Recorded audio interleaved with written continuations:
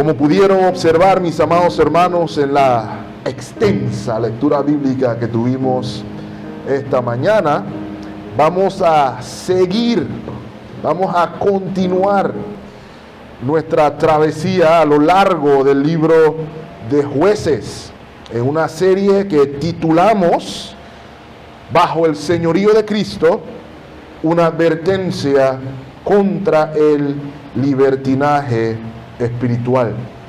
Y hermanos, nos encontramos, como ya se habrán dado cuenta, en el epílogo del libro de Jueces. Hemos visto un pueblo tocar fondo. Y lo primero que quisiera que noten, mis amados hermanos, es lo rápido que esto se dio. Voy a pedirle que se adelante nuestro texto al versículo 28, brevemente. Jueces 20, versículo 28. Dice la palabra del Señor: y Finés, hijo de Eleazar, hijo de Aarón, ministraba delante de ella en aquellos días, ministraba delante del arca del pacto. ¿Por qué les estoy pidiendo que lean esto conmigo, hermanos?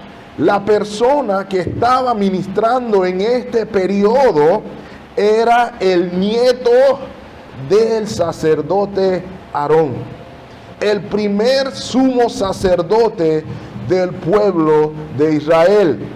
Y esto es para que notemos, mis amados hermanos, que no muchas generaciones habían pasado cuando entraron a la tierra prometida y se encontraban en el estado espiritual en el que se encontraban. Y la primera lección para la iglesia de Cristo aquí entonces, mis amados hermanos, es que nosotros no nos podemos dar el lujo de ser negligentes con la palabra de Dios. Todo lo contrario, debemos ser diligentes con la palabra de Dios en lucha frontal contra el deterioro espiritual. Y mis amados hermanos, el deterioro espiritual, gracias hermano, que pudimos observar en estos últimos capítulos, desde el versículo 17, del capítulo 17, hasta el que nos compete en la mañana de hoy, inicia siempre, sin excepción, desde el ámbito espiritual. ¿Recuerdan a Micaía? ¿Recuerdan a su mamá? ¿Recuerdan al levita Jonatán? Dios había dado claras instrucciones sobre quién y cómo debía ser, se debía uno acercar a Dios en adoración. Pero estas personas, cada una de ellas que mencioné, pervirtieron la clara instrucción del Señor. Y ese deterioro espiritual progresivamente terminó en el ámbito civil, en el área del comportamiento social. Lo pudimos observar con claridad con aquellos que fueron a usurpar lo que Micaía y su madre habían invertido en construir, y finalmente lo que vimos la semana pasada, cuando el pueblo de Benjamín se convirtió en una sucursal de Sodoma y Gomorra. ¿Cuál es la razón de este deterioro civil? Mis amados hermanos, el Espíritu Santo no quiere que lo olvidemos y nos lo viene recordando desde el capítulo 17. No había rey en Israel y cada quien hacía lo que bien le parecía, lo que estaba bien conforme a sus ojos. Y esa es la razón del deterioro espiritual y civil del pueblo de Dios. Vimos un levita que hizo lo que bien le parecía. Vimos una concubina que hizo lo que bien le parecía. Vimos un anciano muy hospitalario, pero que también hizo lo que bien le parecía. Vimos una turba de hombres perversos que hicieron lo que bien les parecía. Esa era la tónica del epílogo. Y hoy el tema central es Dios lidiando con un pueblo que había tocado fondo. ¿Cómo podemos ver que ese es el tema central? Acompáñenme al versículo 35 de nuestro texto. Solamente la primera parte por ahora. Versículo 35, la primera parte nos dice: ¿y derrotó quién?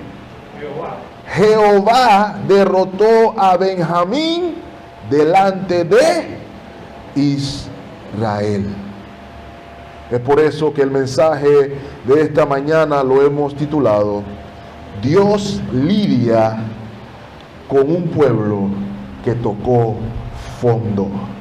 Dios lidia con un pueblo que tocó fondo. Hermanos, al lidiar el Señor con el pecado que se encontraba entre el pueblo de Dios, vamos a encontrar lecciones importantísimas para la iglesia hoy. Y sobre todas las cosas, vamos a encontrar también, hermanos, esperanza en medio de la dificultad. Es mi intención, mis amados hermanos, que veamos tres cosas en esta porción de la Escritura, y vamos a hacer nuestro mayor esfuerzo para no estar aquí 2 horas. Lo primero que quiero que observemos, mis amados hermanos, el primer punto que llama nuestra atención es lidiar o lidiando con un grave mal. Lidiando con un grave mal, y es lo que vamos a observar por lo menos del verso 1 al verso 11. Lo segundo que vamos a observar en nuestro texto es la respuesta incorrecta a la reprensión. Y eso lo vemos desde el verso 12 hasta el verso 18. Y finalmente vamos a ver la lección para el pueblo de Dios del juicio de Dios. Y esa es la porción más extensa de nuestra lectura, los versos del 19 hasta el 48. Con la ayuda de Dios esperamos ver la gloria suya aquí reflejada. Sin más preámbulos, hermanos, como mencioné, vamos a ver el primer punto: lidiando con un grave mal. El evento, hermanos y amigos, donde el pueblo de Dios tocó fondo, como vimos la semana pasada, concluyó con un llamado a la reflexión. La gravedad del evento, mis amados hermanos, requería este llamado. Y aquí encontramos una exhortación para nosotros. Cada vez que nos encontramos en una situación precaria, lo primero que debe hacerse es reflexionar. ¿Qué fue lo que nos llevó a esta circunstancia? ¿Qué fue lo que nos colocó en esta situación? Y sin duda alguna, hermanos, el evento que leímos la semana pasada cumple con dicho propósito.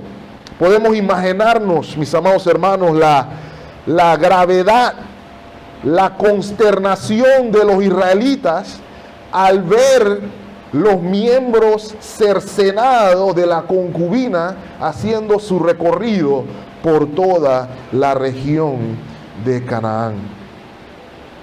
Ante dicho escenario, que probablemente usted y yo jamás no podríamos imaginar. Hubo una conclusión general a nivel nacional. Capítulo 19 de Jueces, versículo 30.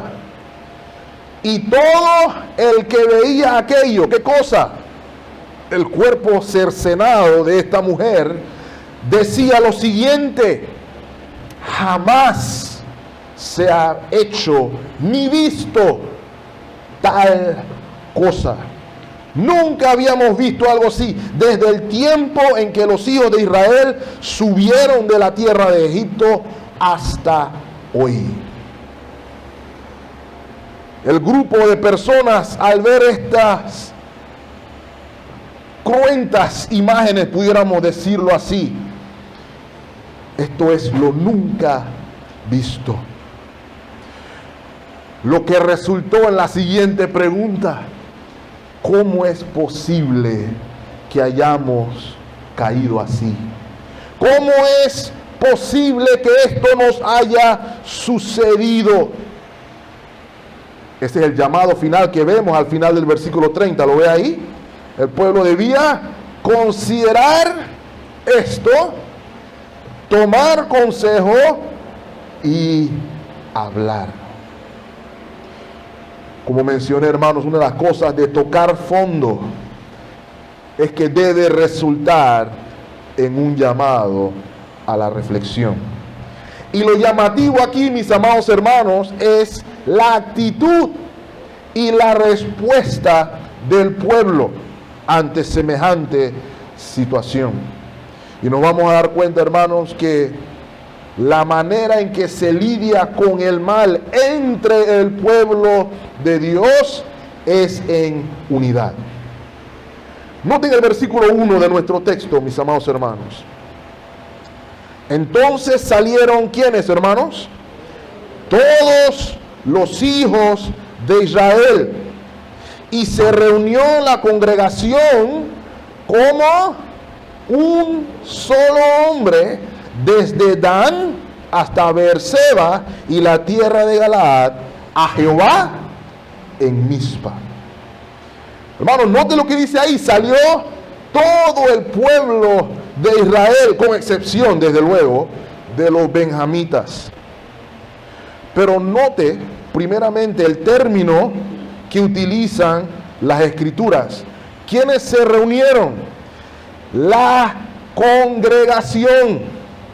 Esto es importante que lo hayan notado, hermanos. Esto es una referencia al pueblo de Dios, el pueblo del pacto, aquel pueblo que debía ser especial tesoro del Señor, un reino de sacerdotes, un reino de gente santa, que tenía el llamado y la vocación de compartir con el mundo pecador y caído cómo acercarnos al Dios verdadero.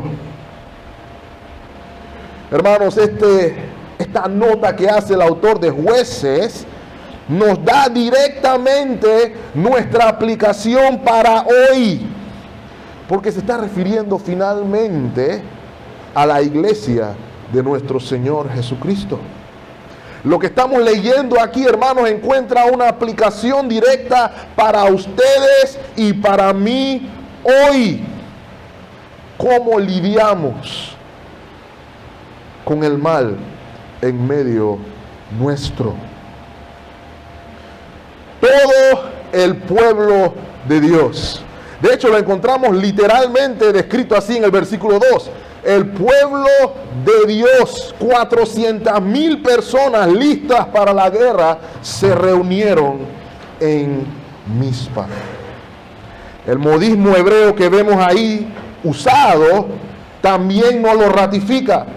Decir desde Dan hasta Beerseba sería en nuestro contexto decir algo similar como desde Punta Burica hasta Cabo Tiburón. Todo el pueblo panameño se reunió.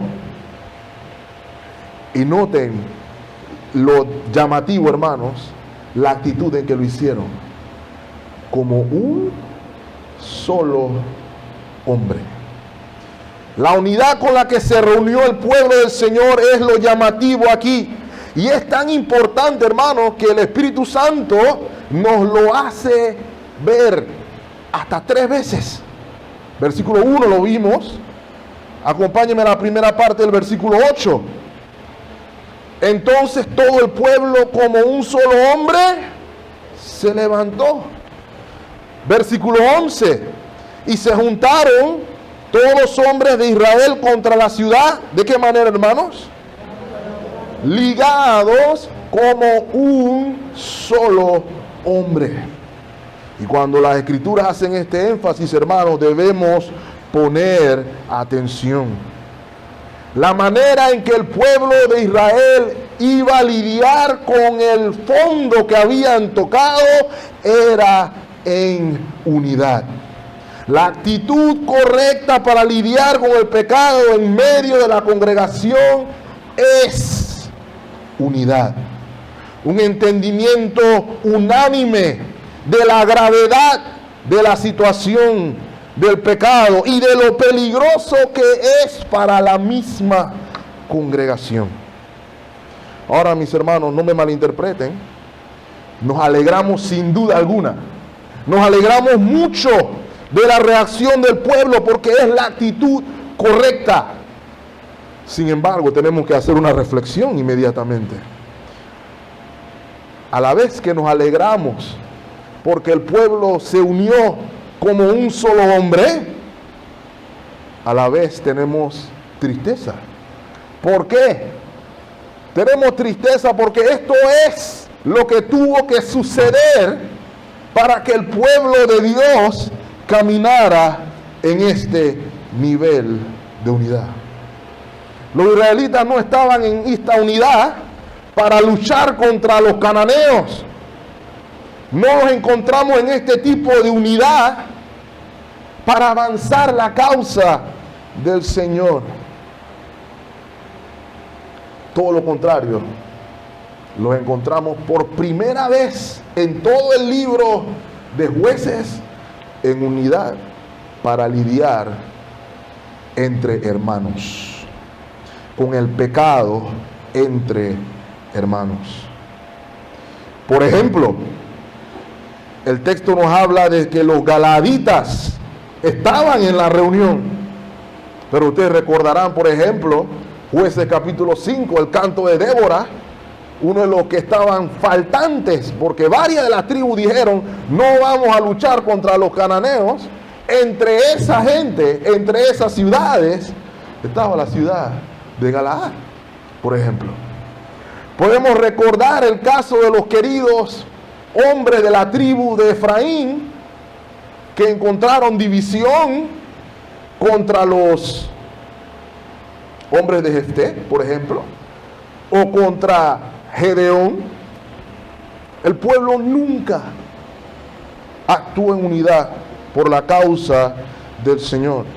Sin embargo, fue en este lamentable suceso que el pueblo de Dios encontró una causa común.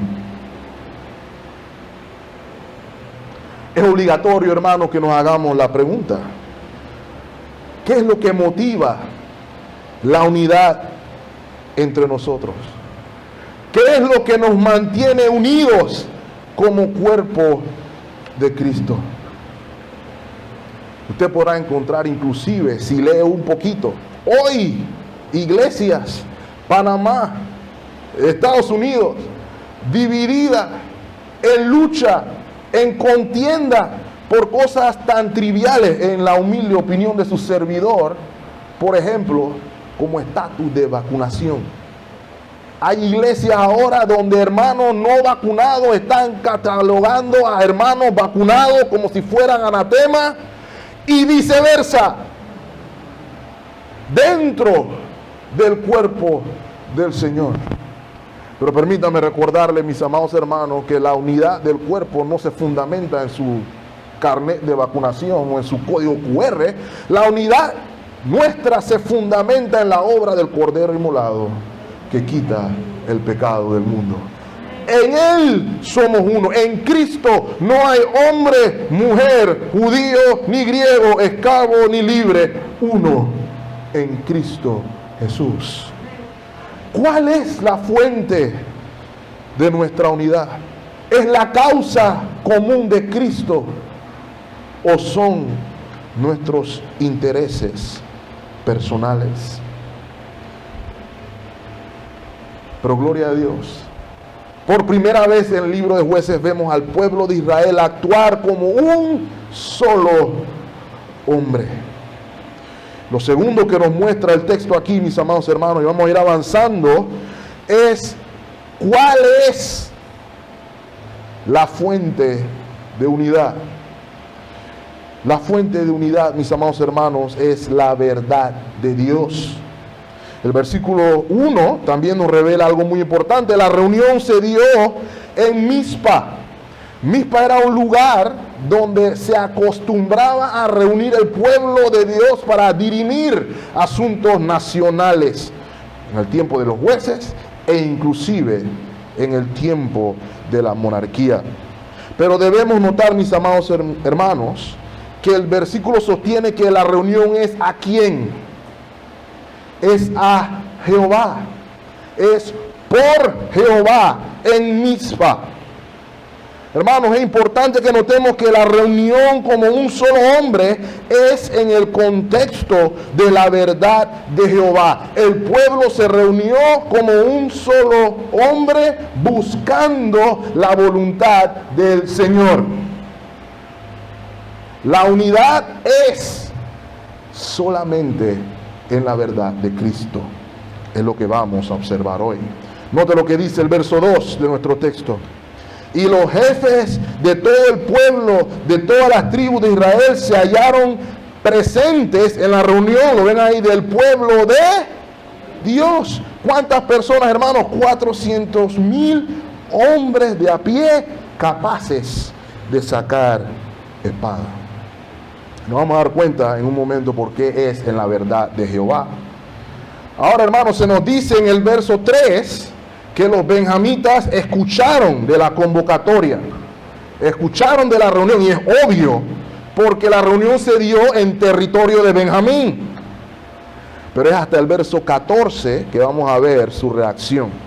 Por ahora nos vamos a enfocar en la gran asamblea de un solo hombre. 400,000 hombres de todas las tribus, con excepción de Benjamín, se reunieron. Y su intención era la de escuchar. Querían saber la versión oficial del gran mal que se dio en medio del pueblo de Dios.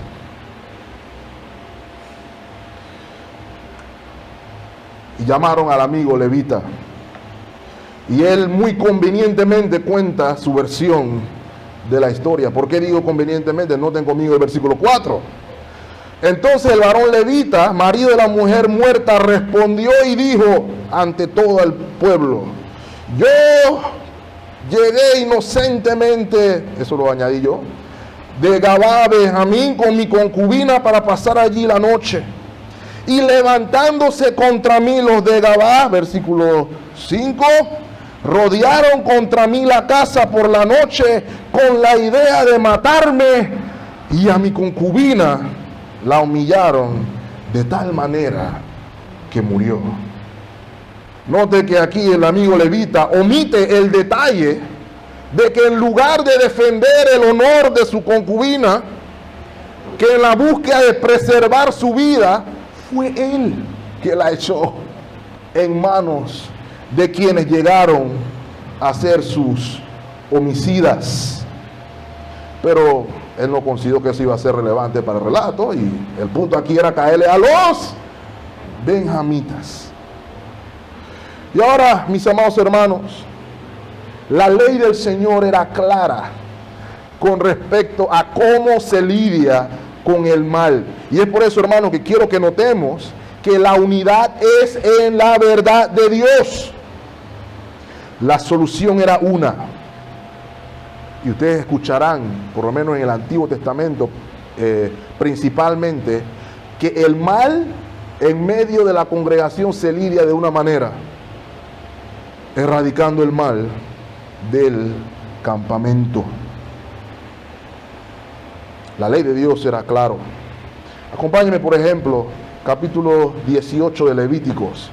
Levíticos 18, 22.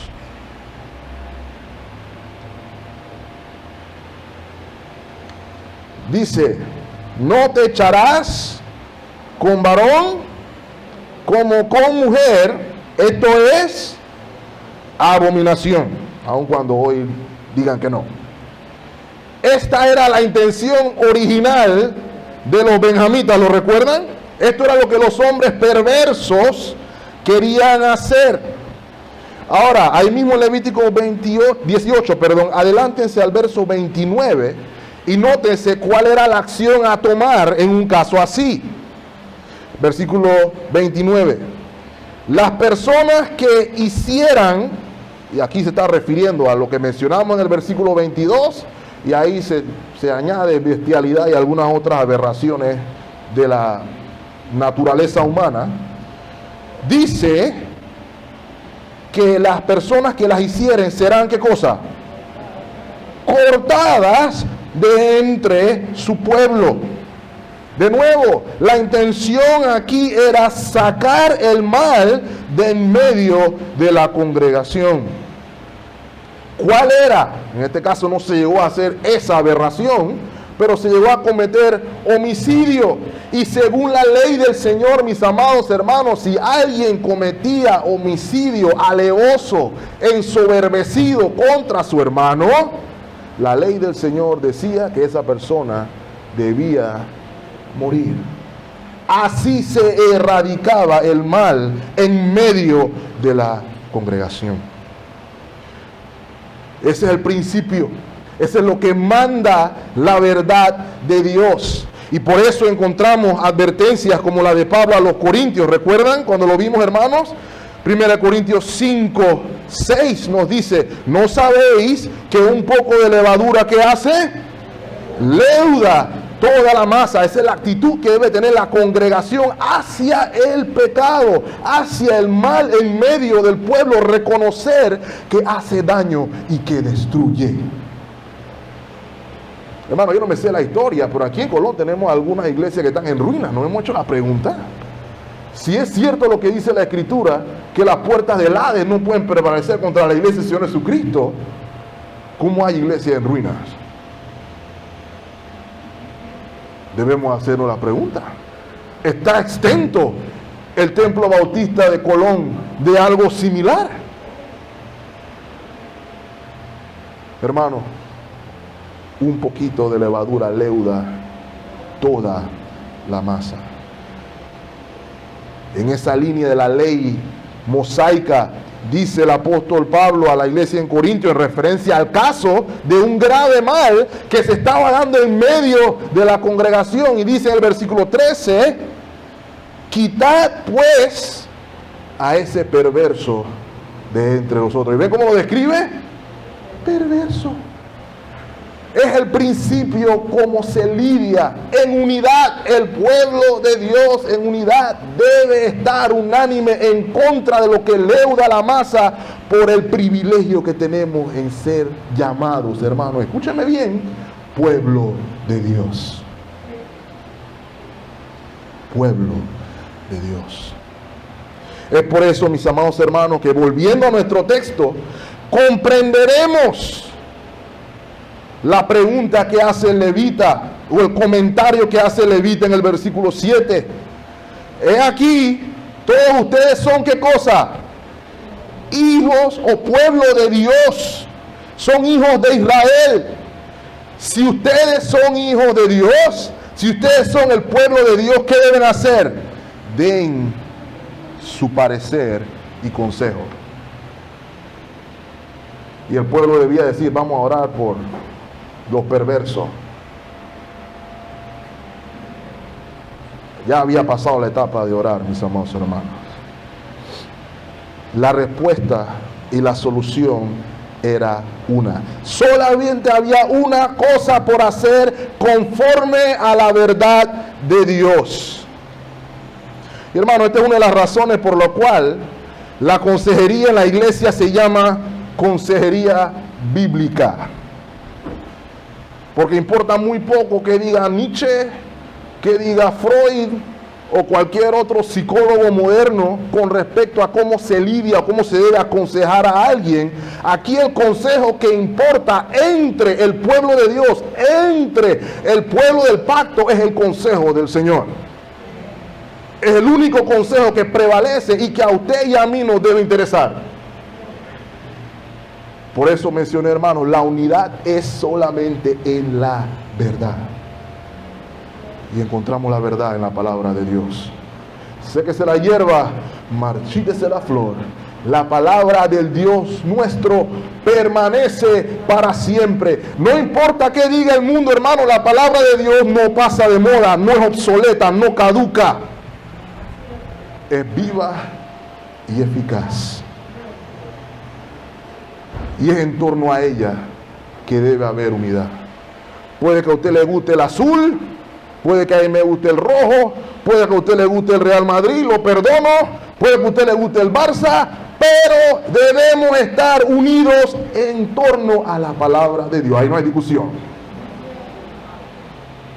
Ese es el único consejo que importa. Entonces vemos la resolución unánime del pueblo, versículo 8. Entonces todo el pueblo como un solo hombre se levantó y dijeron, ¿lo ven ahí? Ninguno de nosotros irá a su tienda, ni volverá ninguno de nosotros a su casa. Mas esto es ahora lo que haremos a Gabá. Contra ella subiremos por sorteo. Tomaremos 10 hombres de cada 100 por todas las tribus de Israel, y 100 de cada 1000, y 1000 de cada 10,000, que lleven víveres para el pueblo, para que yendo a Gabá de Benjamín, le hagan conforme a toda la abominación que ha cometido en Israel. Versículo 11, y se juntaron todos los hombres de Israel contra la ciudad, unidos, ligados, como un solo hombre. En pocas palabras, hermanos, el pueblo dijo, no vamos a descansar hasta que erradiquemos el mal dentro de la congregación. Decidieron congregarse o consagrarse en unidad en ser obedientes a Dios. Esa es nuestra oración, hermanos. Es esa nuestra declaración, es esa nuestra decisión. Sea lo que sea que suceda, que todos los que somos parte de esta congregación podamos decir, vamos a ser obedientes a Dios, cueste lo que cueste. Dios nos ayude, mis amados hermanos. Hemos de ver entonces, el segundo punto, la respuesta incorrecta a la reprensión. Recuerden, hermanos, se nos dijo en el versículo 3 que los benjamitas sabían de la reunión nacional. Se estaba dando en su territorio, tenían que saber. Pero se nos dice, es hasta aquí, ¿cuál es su respuesta? Y uno pensaría, sin lugar a duda, que los benjamitas tratarían de desligarse del evento que se dio en el capítulo 19. Yo me ponía, mientras estudiaba el pasaje, a meditar. Probablemente si esto hubiera sido hoy, el representante de corregimiento hubiera hecho un comunicado a la nación diciendo algo así: hermanos israelitas, hemos recibido la lamentable noticia de que hombres perversos que no representan al noble pueblo benjamita cometieron un infame crimen. Es en obediencia a la palabra de Dios que vamos a cooperar con la justicia y entregaremos a los culpables que han hecho tanto mal a nuestro pueblo. Shalom. Algo así probablemente hubiera escrito un representante benjamita. De hecho, mis amados hermanos, una conducta así es la que exhorta la Sagrada Escritura. Acompáñenme a Proverbios capítulo 22. Proverbios 22:3 dice de la siguiente manera: el avisado ve el mal y se esconde, mas los simples pasan y reciben el daño. ¿Cuál es el principio aquí, hermanos? El hombre avisado es el hombre prudente, el hombre sabio, que ve el mal, que ve el pecado y el peligro que implica, no solamente para él, sino para su congregación, y se esconde o se aparta del mal, evita toda apariencia de maldad. Por el contrario, los que no son avisados, los simples, los que no buscan la sabiduría de Dios, los que rechazan el entendimiento de que el principio de la sabiduría es el temor de Jehová, por el contrario, caminan hacia el mal. Y no solamente caminan hacia el mal, sino que reciben el daño por el mal. Y hermanos, no hubo comunicado de los benjamitas. Fue todo lo contrario. Note lo que dice el versículo 12. Hermanos, miren que no llegaron los 400,000 a matar de una vez. Miren lo que pasa en el versículo 12. Y las tribus de Israel enviaron varones por toda la tribu de Benjamín, diciendo: ¿qué maldad es esta que ha sido hecha entre vosotros? Ellos fueron consultando qué es lo que ha pasado aquí. Ustedes tienen que hacer algo al respecto. Únanse a la causa. Versículo 13. Estas fueron las palabras. Entreguen pues ahora ¿a quiénes? A aquellos hombres perversos que están en Gabaa, para que los matemos y quitemos el mal de Israel. Ven, el principio es: tenemos que erradicar el mal de Israel. Eso no quiere decir que nosotros hoy tenemos que matar a nadie, ¿eh? Hacemos la aclaración. Pero sí tenemos que erradicar el mal en medio del campamento. Hermanos, el pueblo de Israel hizo una convocatoria a hacer lo correcto. Es un llamado a ser obedientes. Si estuviéramos utilizando términos de Mateo 18, aquí se cumple a cabalidad.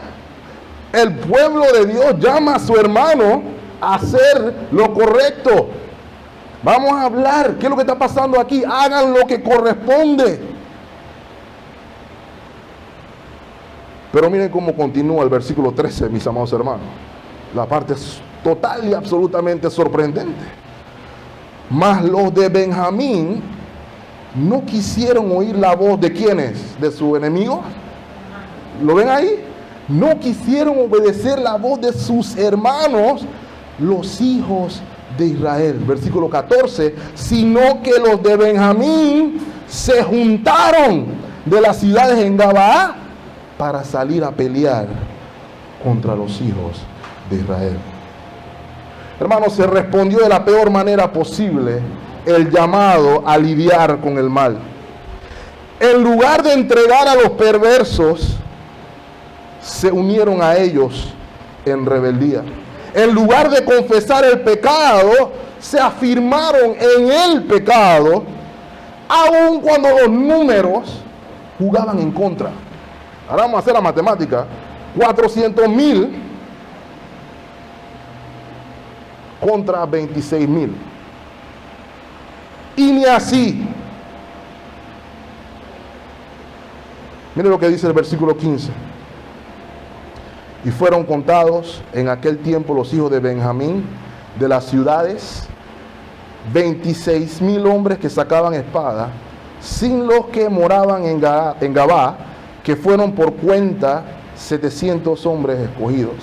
De toda aquella gente había 700 hombres escogidos que eran zurdos, todos los cuales tiraban una piedra con la honda a un cabello y no erraban. Y fueron contados los varones de Israel fuera de Benjamín 400,000 hombres que sacaban espada, todos estos hombres de guerra. ¿Okay? Dijeron: nadie se mete con la tribu de Benjamín.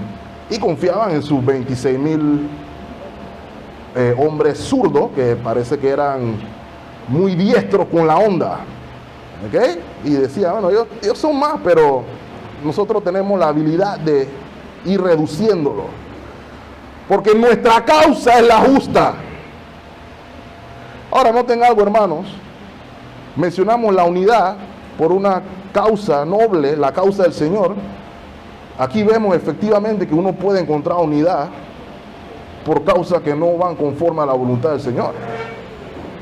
¿Ok? Fuera del contexto, que usted pudiera decir, pero qué unidos eran los benjamitas. Nadie se puede meter con un benjamita. Nos tocan a uno, nos tocan a todos. Y algunos dirían, qué buen ejemplo. Pero aquí se nos está diciendo lo contrario, hermano. Tenemos que darnos cuenta, en palabras de un teólogo, para los benjamitas, la sangre era más espesa que el pacto con Dios. Y eso no puede ser. Eso no puede ser. Usted le dice a sus hijos que si un amigo de ellos salta al puente de la América, ¿usted se tira con él? Y usted le dice a su hijo que si su hijo le dice, pero ese es mi amigo, usted le dice, tú estás siendo un estúpido. Tú no haces eso, ¿cierto? Pero esto es literalmente lo que estaban diciendo los benjamitas. Nos vamos a tirar todo del puente de la América, y dijeron los otros 26,000, vamos todos a tirarnos del puente de la América. Porque es más importante ser benjamita que cualquier otra cosa. Permítame decir, hermano, es más importante ser bíblico que cualquier otra cosa. Ese es el punto. Puede ser mi mamá la que me diga, hijo, yo voy por acá. Bueno, vaya con Dios. Bueno, vaya sin Dios. Es la palabra correcta. Vaya sin Dios. Puede ser mi esposa que diga, no, yo voy por acá. No, pero Dios dice, yo voy por acá. Bueno, vaya sin Dios. ¿Saben por qué, hermanos? Porque nada es más importante que ser bíblico. Algo que tenemos que recordar en nuestro tiempo cuando todo mundo quiere hacer lo que bien le parece. Aquí se ve precisamente ese problema. Versículo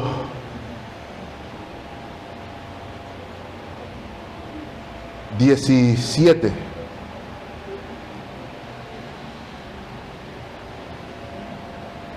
Permítame leerles Proverbios, mejor dicho. Proverbios capítulo 29, versículo 1. Y esta es una exhortación para todos los que decimos que somos parte de una congregación o de una iglesia local. El hombre que reprendido, el hombre al que se le llama la atención y endurece la cerviz, dice el proverbista, de repente será que alabado, premiado. No, dice será quebrantado y no habrá para él medicina. En palabras de mi difunta bisabuela Olga Mapp, una versión más corta dice, el que no oye, sufre. Y el pueblo de Benjamín se posicionó para sufrir el juicio de Dios.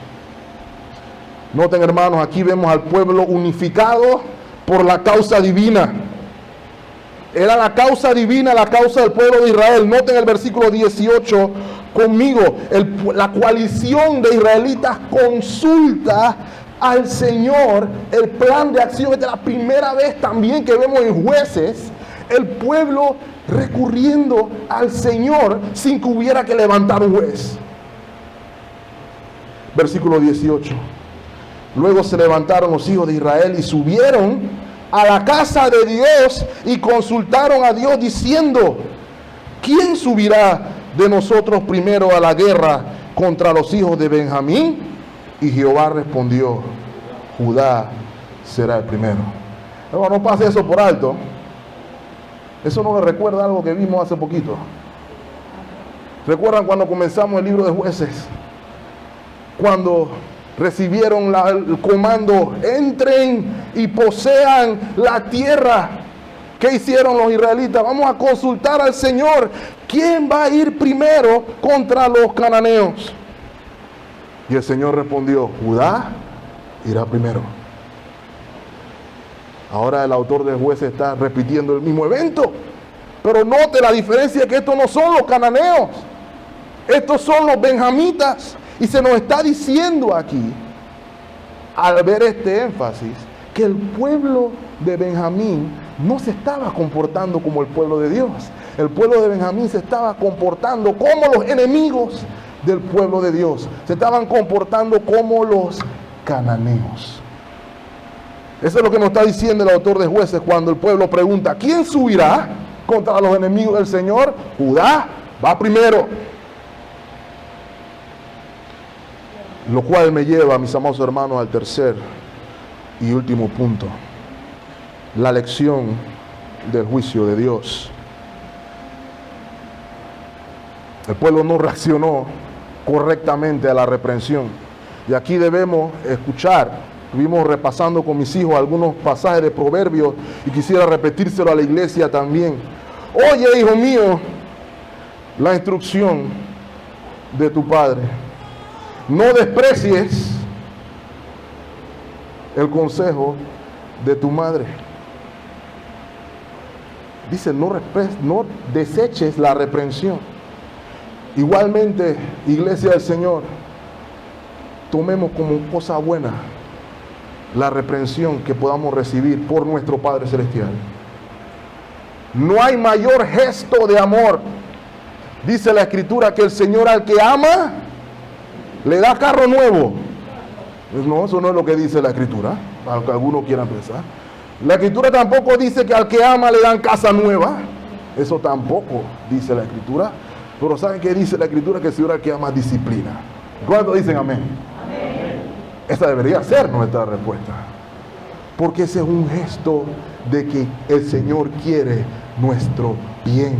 Dice el Señor a su pueblo: yo sé los planes que tengo para ustedes, no de mal, sino de bien.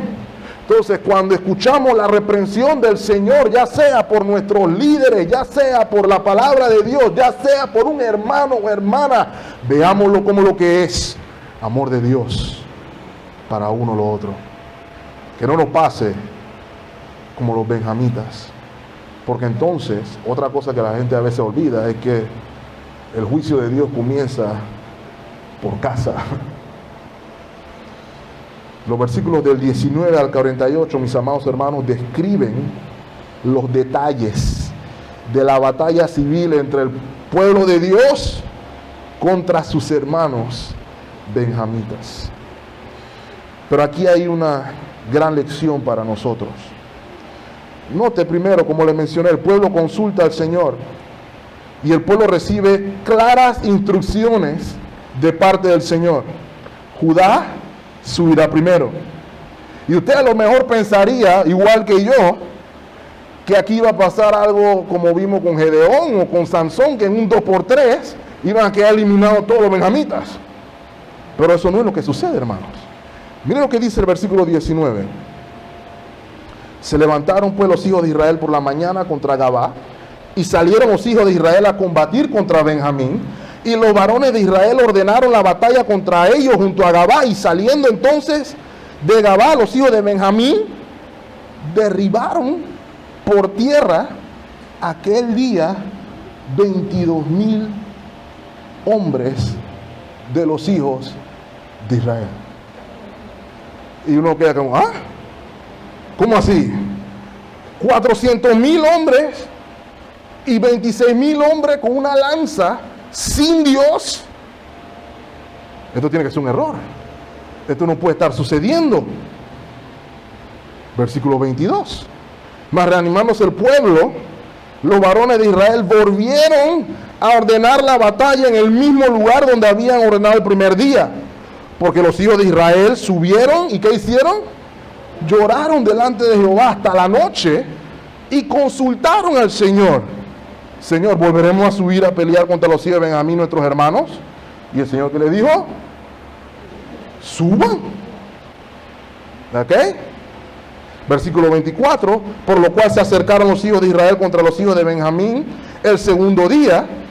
Y aquel segundo día, saliendo Benjamín de Gabá contra ellos, derribaron por tierra otros 18,000 hombres de los hijos de Israel, todos los cuales sacaban espada.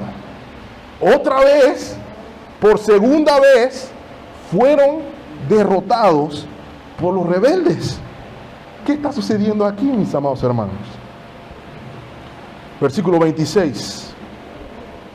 Entonces subieron todos los hijos de Israel y todo el pueblo y vinieron a la casa de Dios y lloraron y se sentaron en la presencia de Jehová y ayunaron aquel día hasta la noche y ofrecieron holocaustos y ofrendas de paz delante de Jehová. Y los hijos de Israel preguntaron a Jehová, pues el arca del pacto de Dios estaba allí en aquellos días, y Finés, hijo de Eleazar, hijo de Aarón, ministraba delante de ella en aquellos días, y dijeron, ¿volveremos a subir contra los hijos de Benjamín, nuestros hermanos, para pelear, o desistiremos? Y Jehová dijo, subí, porque mañana yo os los entregaré. Aquí entonces, hermanos, luego del ayuno, las ofrendas, escuchamos por parte del Señor la certeza de que esta vez sería el día. Que finalmente la tercera sería la vencida. Y hermanos, si ustedes leen del versículo 29 hasta el versículo 48, como leímos esta mañana, se darán cuenta de que esta vez sí se da la victoria. Y que la victoria se fundamentó en la soberbia de los de Benjamín, que se sintieron poderosos, se sintieron empoderados porque estaban teniendo la victoria. Lea por ejemplo conmigo versículo 31. Y salieron los hijos de Benjamín al encuentro del pueblo, alejándose de la ciudad, y comenzaron a herir a algunos del pueblo, matándolos como otras veces por los caminos, uno de los cuales sube a Betel y el otro a Gabá en el campo, y mataron unos 30 hombres de Israel. Versículo 32. Y los hijos de Benjamín decían, vencidos son delante de nosotros como antes. Permítanme decirle, mis amados hermanos, lo lamentable que es hacer mal y aún así sentirse soberbio en nuestro mal. Hermanos, pero recuerden cuál era la clave aquí. Dios iba a castigar al pueblo de Benjamín. Y ustedes siguieron la lectura, la destrucción fue prácticamente total. De 26,000 hombres, murieron 25,000 y sencillo, y el resto del pueblo, la ciudad de Benjamín fue quemada y prácticamente en aniquilación. Fuerte escenario. Pero voy a darles un preview de la próxima semana. Hemos visto al Señor lidiando con un pueblo que toca fondo, pero también vamos a ver a Dios restaurar un pueblo que toca fondo.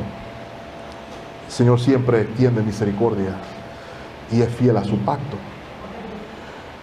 Pero sin duda alguna, a ustedes tiene que pasarles igual que a mí.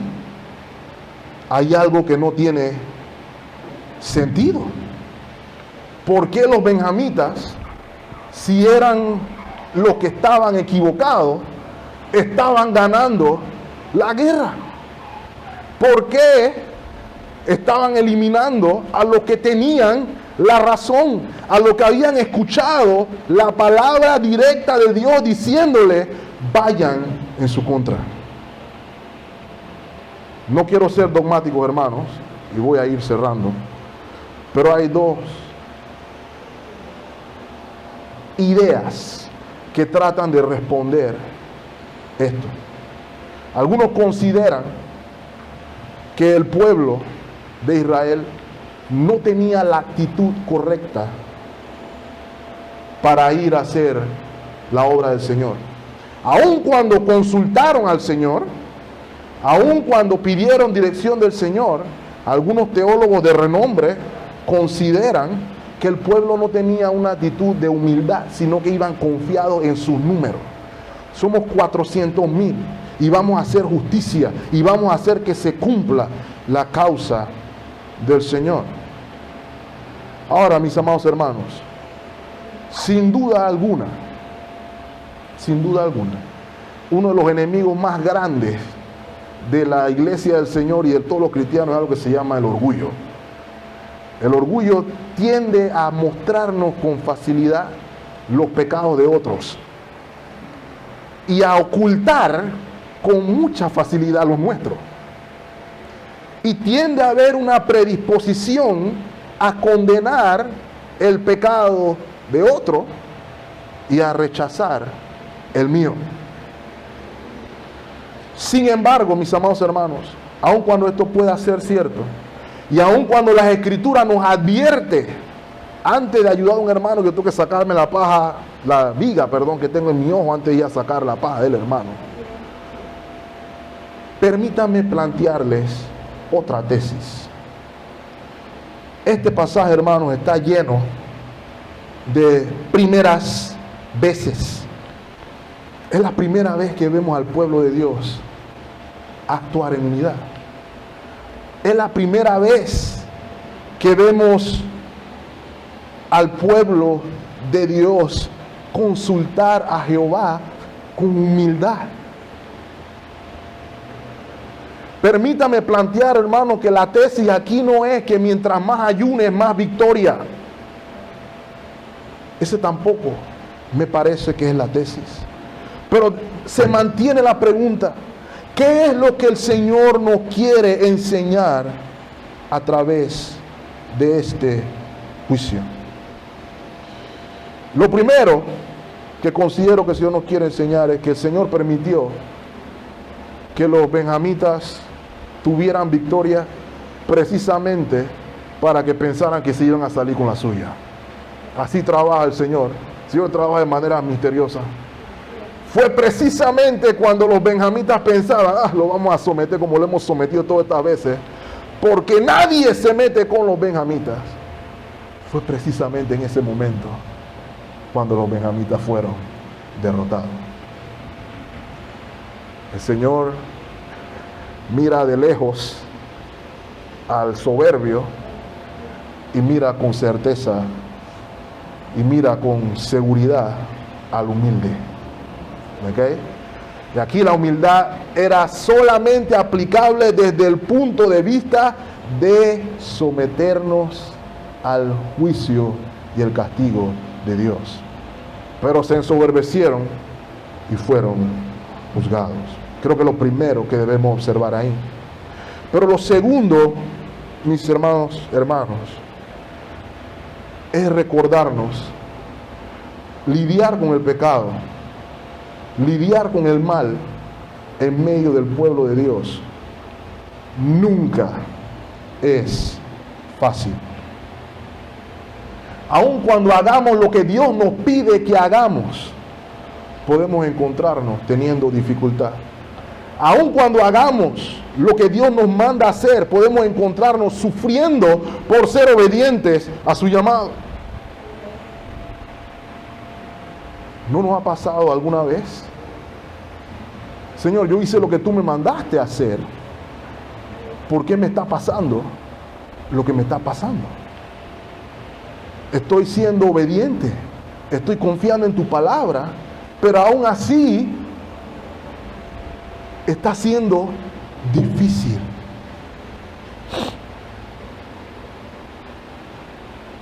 Este evento nos recuerda que el Señor no prometió que ser obediente a Él iba a ser fácil, pero nos recuerda que Él prometió que Él iba a estar con su pueblo.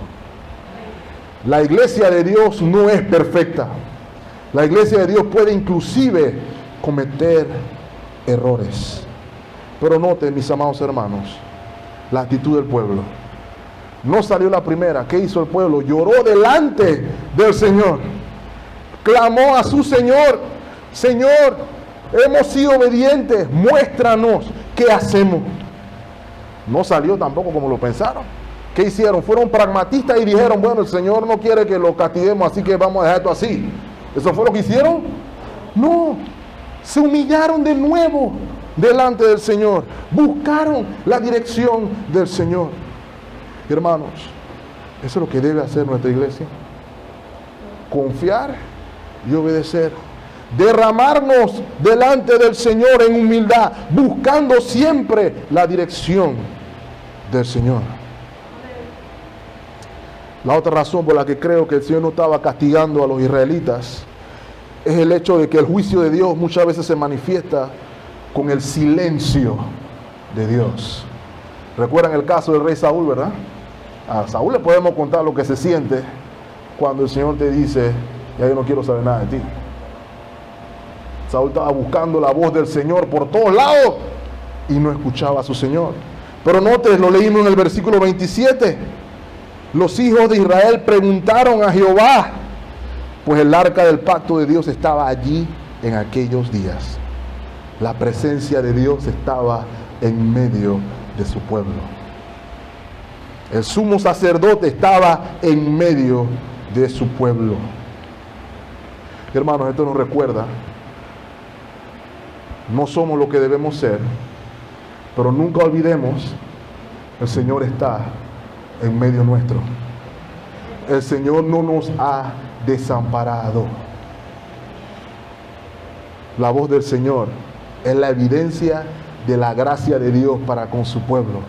Mientras la Biblia sea abierta en este púlpito, mientras escuchemos la palabra de Dios, tenemos la certeza de que Dios está en medio de nosotros. El sumo sacerdote Eleazar nos señala también hacia aquel que es nuestro sumo sacerdote, Cristo Jesús, sumo sacerdote que es vencedor. Y voy a cerrar con esto, hermano. Acompáñenme a Apocalipsis capítulo 1, versículo 17. Y note, hermano, el libro de Apocalipsis tiene una función muy particular. No es identificar quién es el anticristo, ni saber cuál es la marca de la bestia, si es un microchip o si es alguna cosa de estas. El propósito del libro de Apocalipsis es darle esperanza al pueblo de Dios. Un pueblo que se encontraba sufriendo por la opresión de sus enemigos, y que se encontraban iglesias sufriendo, luchando con problemas. El Señor le escribe a 7 iglesias de Asia y solamente tenemos el informe de una iglesia que no recibió el llamado al arrepentimiento, pero las otras todas recibieron represión del Señor, ¿cierto? Escucharon el llamado de arrepiéntete, indicando que estas iglesias o estas congregaciones podían estar teniendo problemas. No eran perfectas, pero noten las palabras del Señor a Juan cuando ve al Señor en su gloria. El Apocalipsis revela a nuestro sumo sacerdote en toda su gloria. Versículo 17: cuando le vi, caí como muerto a sus pies. Vi a Dios mismo. Eso es lo que pasa cuando un pecador entra en presencia del Dios vivo. Caemos como muertos. Ese es el testimonio de la Escritura. Pero note lo que dice el resto del pasaje. ¿Qué hizo Él? Él pone su diestra sobre mí. ¿Y cuál es su palabra para Juan? No temas. Yo soy el primero y el último. Y estas son las palabras para el pueblo de Dios que tiene que luchar con la adversidad, luchar con el mal, luchar con el pecado. No temamos, el primero y el último está con nosotros. Por eso dice Hebreos capítulo 10, versículo 19. Así que, hermanos, teniendo la libertad para entrar en el lugar santísimo, ¿por qué cosa, hermano? Por la sangre de Jesucristo, lo que vamos a celebrar aquí. ¿Por qué la iglesia es victoriosa? Porque Cristo es victorioso. Por el camino nuevo y vivo que Él nos abrió a través del velo, esto es, de su carne. Y nota el versículo 21, teniendo a quién, hermanos, un gran sacerdote, no como Eleazar, no como Finés, no como Aarón, uno mejor que ellos, uno que vive para siempre, uno que es vencedor, uno que entiende nuestra agonía, uno que entiende nuestro sufrimiento y que camina con nosotros. Es Él el que nos dice, no temas. Por eso, versículo 22, ¿qué debemos hacer como iglesia, como congregación?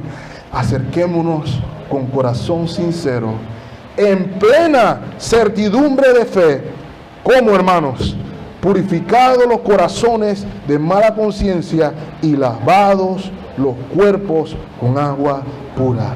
Versículo 23, ¿qué debemos hacer, Templo Bautista de Colón? Mantengamos firme, sin fluctuar, la profesión de nuestra esperanza, porque fiel es el que prometió. Y considerémonos unos a otros para estimularnos al amor y a las buenas obras. Es la esperanza del sumo sacerdote que tenemos, en la promesa de que Dios prometió estar con su pueblo, y por eso podemos caminar en unidad, sabiendo que el Señor no nos va a abandonar.